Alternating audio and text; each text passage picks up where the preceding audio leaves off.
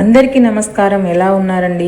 ఈరోజు జరిగిన హైలైట్స్ ఒకసారి చూస్తారా? మార్నింగ్ తోరణాలు కట్టిన దగ్గర నుంచి ఈవినింగ్ పూజ ఆఫ్టర్నూన్ పూజ అయిపోయేంత వరకు ఎలా జరిగిందో ఒక చిన్న రికాప్ అన్నమాట ఇది.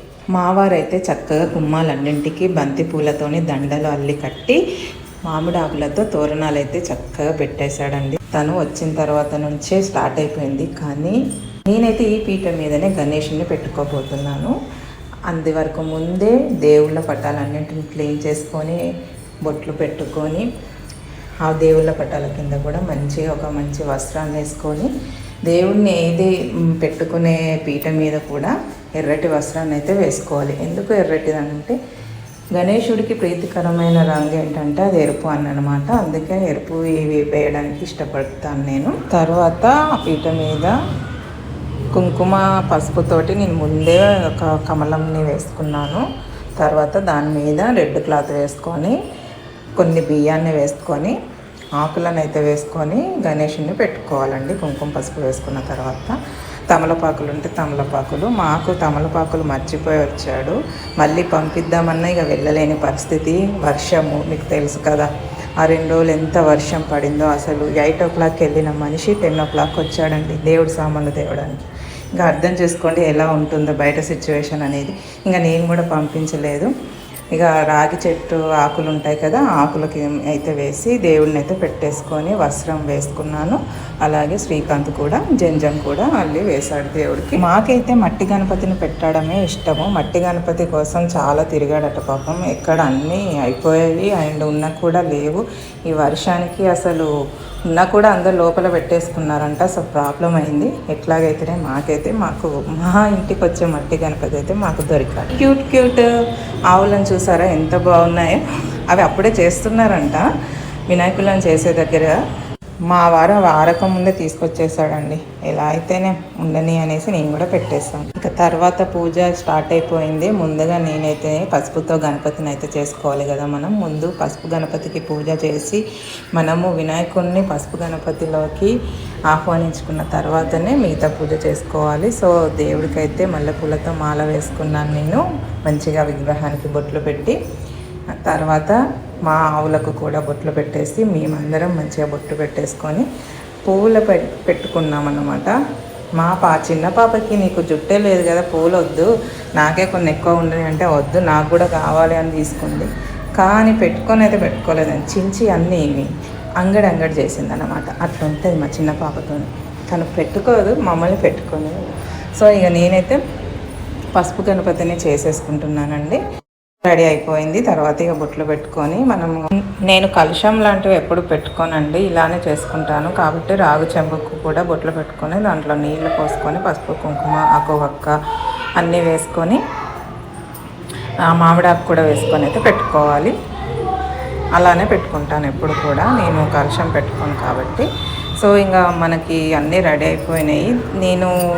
మనకి అఖండ దీపంలాగా ఉండాలి కాబట్టి ఒక 3 days కదా మేము పెట్టుకుంటున్నాము. 3 days వరకు మనకి నూనె ఆప్టిమాటిగా వచ్చిపోయలేము కదా. అందుకే ఇలా పెద్దగా ఉన్న దీపపు కుందునైతే తీసుకున్నాను. లాస్ట్ ఇయర్ కూడా ఇదే పెట్టాను. దాన్నే నీట్గా క్లీన్ చేసుకొని మళ్ళీ దాంట్లోనే ఆయిల్ వేసి ముట్లు పెట్టుకొని దీపం అయితే పెట్టుకున్నాను.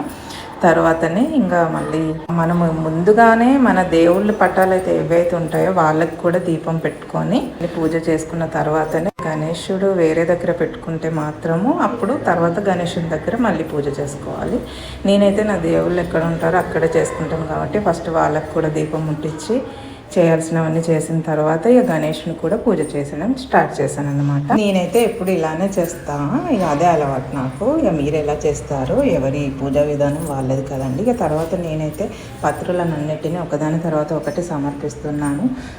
తెలుసు కదా మీకు పత్రులు ఎన్ని పెట్టాలనేది. 21 పత్రులు అయితే పెట్టాను. ఇక మాకు అందుబాటులో ఉన్నవి మాకు దొరికినవి అయితే పెట్టడానికి అయితే ట్రై చేసామండి. ఆ బీభత్సమైన వర్షానికి అసలు ఇవి దొరకడమే గగనమైపోయిన రోజులు ఇంకా అదన్నమాట. మేమైతే ఆల్మోస్ట్ అన్నీ పెట్టేసాము. 1-2 తక్కువ ఉంటే ఉండొచ్చు అంతే. ఇంకా అన్నీ పెట్టి ఒకదాని తర్వాత ఒకటిగా చేసుకుంటూ వెళ్ళాను. ధూపం కూడా వేయాలి కదా మనము. పలహారాలు ఇవన్నీ పత్రాలన్నీ సమర్పించిన తర్వాత ధూపం వేసుకొని ఇంకా నేను అష్టోత్తరం కూడా చదువుకున్నాను. ఇంకా నేను చదువుతూ పిల్లల్ని కూడా చదవమన్నాను. వాళ్ళకు వచ్చినంత వాళ్ళు అందరైతే చదివారు. ఓం పాశహస్తాయ నమః హస్తా పూజయామి. ఓం గణేశాయ నమః హృదయం పూజయామి. ఓం స్థూలకంఠాయ నమః కంఠ. అష్టోత్తరం చదువుకున్న తర్వాత ఇక ప్రసాదాలు అయితే సమర్పించడానికి వచ్చాము. నైవేద్యాలు పెట్టాలి కదా. వినాయకుడి పండుగ కంటేనే మనకు గుర్తొచ్చేది పాల తాలికలు. సో పాల తాలికలు అయితే చేసుకున్నాను. పాల తాలికలు ఎలా చేసుకోవాలి, పాల తాలికల్లో పాలు పోసిన వెంటనే విరిగిపోకుండా మంచిగా ఎలా రావాలనేది నేనైతే నీట్గా వీడియో చేసి షార్ట్ వీడియోలు అయితే పెట్టాను. ఎవరికైనా రెసిపీ కావాలనుకుంటే చూడొచ్చు.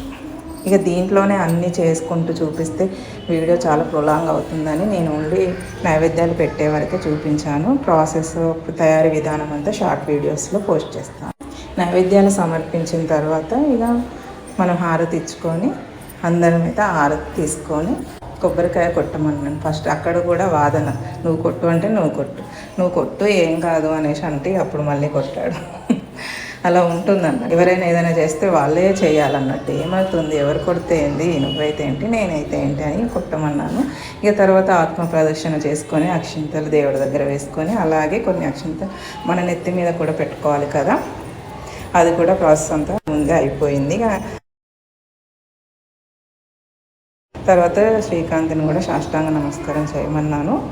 అదైతే ఖచ్చితంగా చేయాలి. ఇక మేము కూడా నమస్కారం చేసుకొని, ఆడవాళ్ళం మాత్రం ఎప్పుడు సాష్టాంగ నమస్కారం చేయొద్దు, ఇలా మోకాల మీద ఉండే మనం నమస్కరించుకోవాలి. అలాగే మా పిల్లలు ఇంకా మేము ఏది చేస్తే వాళ్ళు అదే చేస్తారు. సో ఇదండి వినాయక చవితి రోజు జరిగిన పూజా విధానము. ఏవైనా అటు ఇటుగా అయితే ఓకే, ఎందుకంటే మనం ఏమన్నా పూజారులమా, చేశాను కరెక్ట్గానే చేశాను. ఇంకా ఎవరికైనా అనిపిస్తే చెప్పండి. మా పెద్ద పాపకు భలేగా గుర్తొచ్చిందండి, వినాయకుడు ముందు గుంజీలు తీయాలి మమ్మీ అనేసి. సో తీసింది. ఇంకా వినాయకుడు ఆశీస్సులు మీ అందరి పైన కూడా ఉండాలని కోరుకుంటూ, నచ్చితే లైక్ చేసి సపోర్ట్ చేయండి. Thank you.